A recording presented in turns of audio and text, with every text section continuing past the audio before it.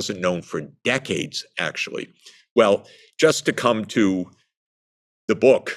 Let me just stop you there, because right in the preface, and I didn't know this, you talk about once that machinery begins to be put in place, a human error can trigger a nuclear catastrophe. You write one Alaska-based U.S. Air Force pilot had not gotten the message. This was not to send flights over Cuba.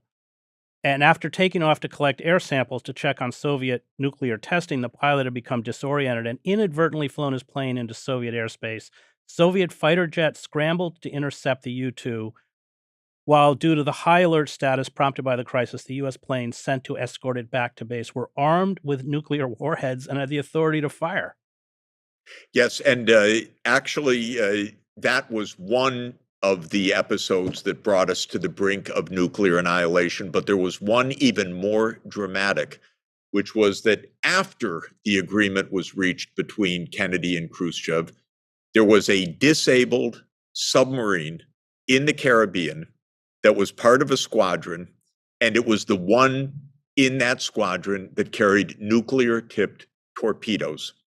And when that disabled sub rose, normally the U.S. might drop depth charges on the submarine to get it, to force it to rise. But a jackass, I think is the right technical term, dropped live hand grenades as he was flying over this rising submarine. And the skipper thought, our sub is under attack. There must be a war. This was a Russian submarine. Russian submarine. That was my point. Disabled Russian submarine, excuse me. And they thought they were under attack and that there must be a war at the surface. It was disabled and out of communication. And so the captain of the vessel ordered that the nuclear-tipped submarine be loaded into the torpedo bay and that it be fired.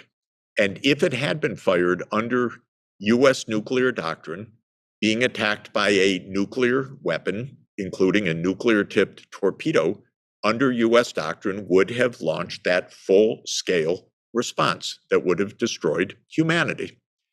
And the order to fire was countermanded at the last moment by virtue of the fact that there happened to be a Soviet party official who was senior to the captain of the vessel, who said, I don't think it's a good idea.